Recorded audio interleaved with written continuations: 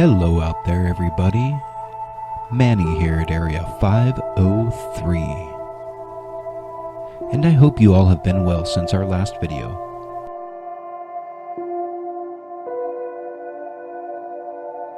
Today I just want to talk with you guys a little bit about an article that I found over on space.com. The article is titled, "Navy Plans to Document UFO Sightings, but Keep Them Confidential." The first part of the article reads, "Extraterrestrials take note. The U.S. Navy plans to set up an official reporting and investigative system that will monitor reports from its pilots about unidentified flying objects."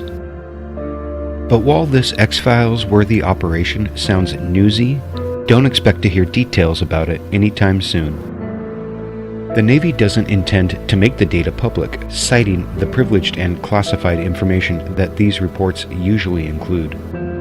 The article continues with, "Military aviation safety organizations always retain reporting of hazards to aviation as privileged information in order to preserve the free and honest prioritization and discussion of safety among aircrew." In fact, beyond the announcement that the Navy is setting up this UFO reporting procedure, no release of information to the general public is expected. They then go on to talk about the AATIP, or Advanced Aerospace Threat Identification Program. That program officially ended in 2012. Sometime in 2017, it was determined that the program didn't entirely stop. The Department of Defense also did release a couple of videos back in 2017 as well. One of which might have been the famous Tom Delonge and Academy of the Stars video. The goal of this project is to hopefully destigmatize the reporting of UFOs and encounters, which they're now theorizing are militarized aircraft from other parts of the world. They then go on to talk about how there's been a recent number of reports of unauthorized aircraft entering restricted airspace.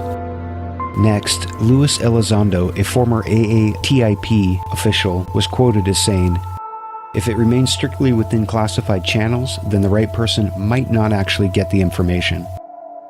The right person doesn't necessarily mean a military leader. It can be a lawmaker. It can be a whole host of different individuals. In the final part of the article, they quote Seth Shostak, a senior astronomer at SETI, the Search for Extraterrestrial Intelligence. He says, quote, "It will make everybody happy because it sounds like a move towards transparency, and that with this announcement, the Navy benefits not only because they will begin to formally investigate these strange sightings, which may very well be reconnaissance or enemy aircraft, but also because roughly 2/3 of Americans think the government isn't actually divulging everything that they know about ETs and UFOs, and they're hoping to win favor with those people." Well, I gotta say, I find this not only interesting, but extremely ironic. I mean, the US government, in all its forms, has denied the existence of UFOs and extraterrestrials for 80 or so years, and now here they are, quietly announcing a new plan to investigate UFOs, and to give them a classified designation. So any information they do find will be top secret. Well, this could be disastrous for channels such as mine. But I don't think I'm going to be worrying just yet. Do you never worry? Would it help? I do have to say, I find it interesting that the Navy is apparently admitting that some sort of UFOs have been entering restricted airspace recently. What does that even mean? Can we get some more information on that, please? Remember that former AATIP officer, Louis Elizondo? I found a recent news article that talks about him and Academy of the Stars, which is Tom Delonge. On April 30th, 2019, KLAS News ran this piece. You guys gotta see this. U.S. Navy officials issue a stunning statement that the Navy is developing new policies to make it easier for pilots and other military personnel to file official reports about encounters with unexplained aerial phenomenon, otherwise known as UFOs. And what's behind this dramatic announcement, and is it related to the UFO videos which were made public at the end of 2017? The I-Team's George Knapp live in studio with an exclusive update. Yeah, this statement by the Navy is startling. It was done in response to what the Navy says is an increasing number of intrusions of our airspace by unknown craft. It comes after 15 months of conflicting statements from the Pentagon about secret UFO research, including claims that the study, sponsored by Nevada Senator Harry Reid, wasn't really about UFOs, and that the 3 videos weren't really released by the Department of Defense. Suffice to say, we now know those Pentagon statements are not accurate. The U.S. Navy's 2004 encounter with an object called the Tic Tac UFO. There's a whole fleet of them. Look on the ASA. The 2015 incursion by multiple unknowns off the coast of Florida, dubbed Gimbal. And a zippy craft aptly known as Go Fast. 2 of these 3 videos were made public in December 2017, released simultaneously by the New York Times and the To the Stars Academy. The provenance of the videos has been disputed ever since. The videos were released by the Department of Defense. The Department of Defense made the decision to release them. Someone gave it a green light. Absolutely. And it wasn't me. Lou Elizondo was a career intelligence officer who for nearly a decade directed AATIP, a secret Pentagon effort that studied and analyzed UFO cases, encounters between unknown craft and military units. The program was initiated at the insistence of Nevada Senator Harry Reid. In 2017, Elizondo left the Pentagon, in part because he felt these incidents were not being given the priority they deserved. But before he left, he initiated a process to get the 3 videos and many more declassified so the public could see them. He insists these encounters are not isolated incidents. AATIP did find a lot of stuff.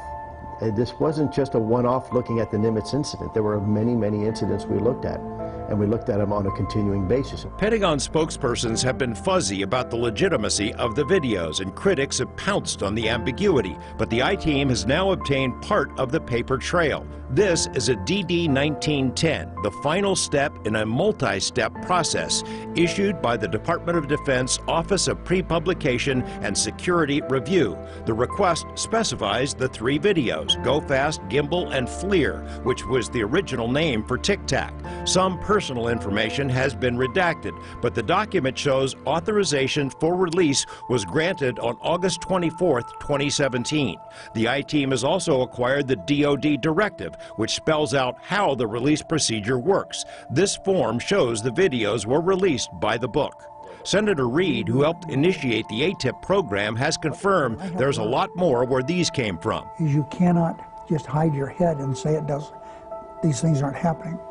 We have military installations where hundreds and hundreds of people who are there see these things. After the I-Team obtained the paperwork, we asked Elizondo if this is the form he filed with the Pentagon. He said he's not authorized to comment, that it's up to the Department of Defense. It is known that the 3 videos and the pilots involved in those encounters were part of several closed-door briefings given to Congress over the past year.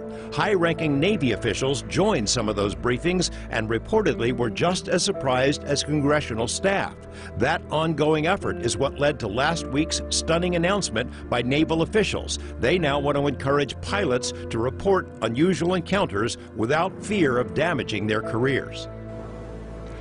The briefings for Congress underway for the past year or so were arranged by a man named Chris Mellon, who formerly worked for the Senate Intelligence Committee and also for the Department of Defense. Mellon, now with To the Stars Academy, sent a statement to us saying that after senior Navy officials joined the briefings, they realized it was, quote, indefensible to not have a system that allows more reporting of these incidents. We have his full statement and other supporting material on our website, and we want to thank Senator Reid for his help in obtaining documentation related to this report. More to come.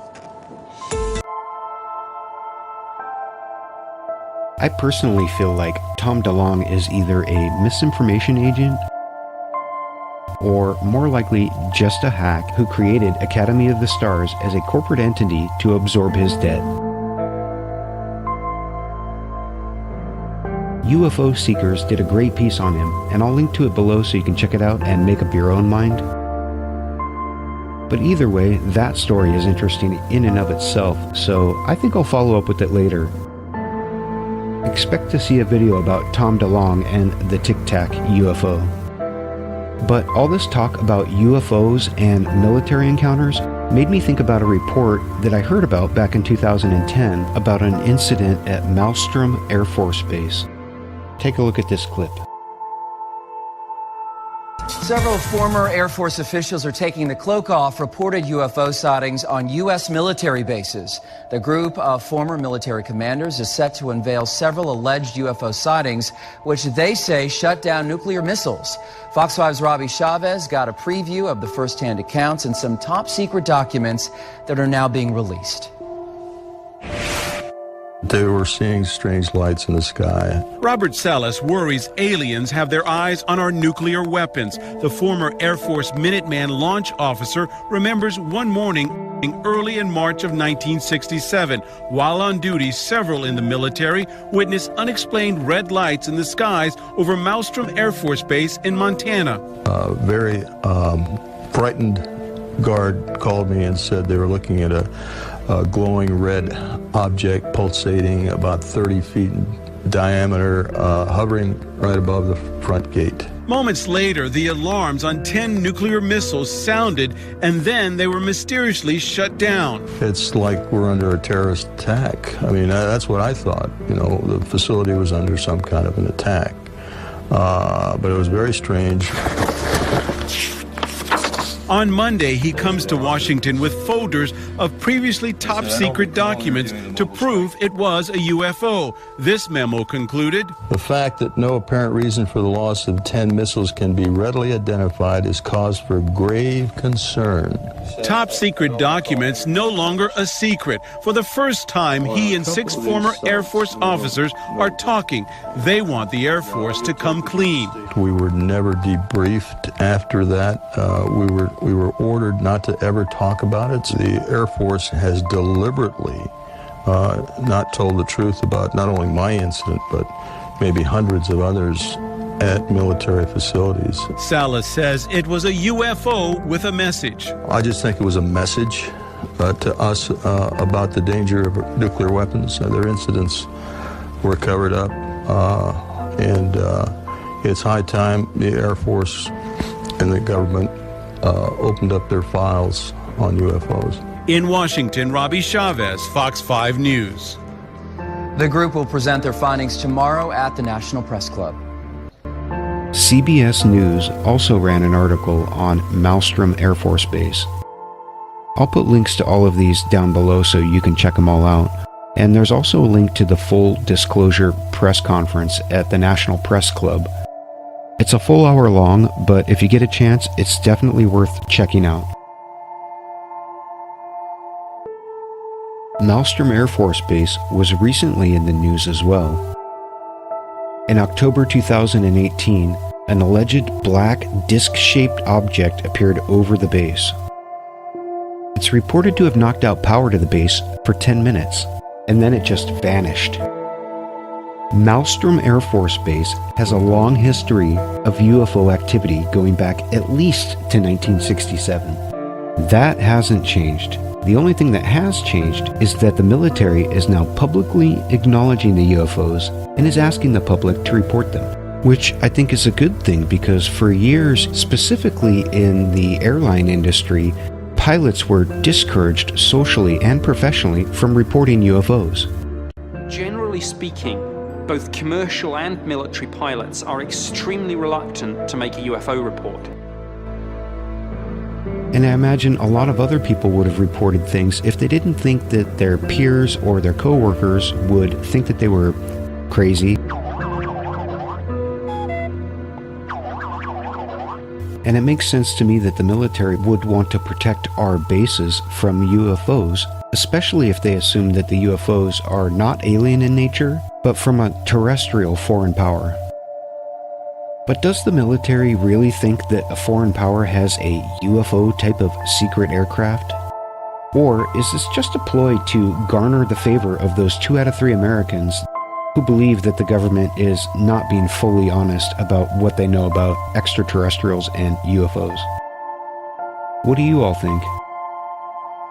Either way, one thing is certain. Should UFO contact come in the United States, now it would be officially top secret.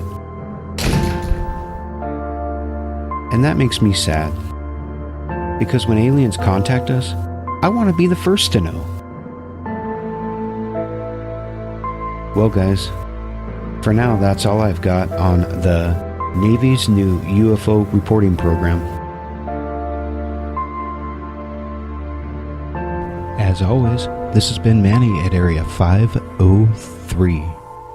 And I wish you all the best until we meet again.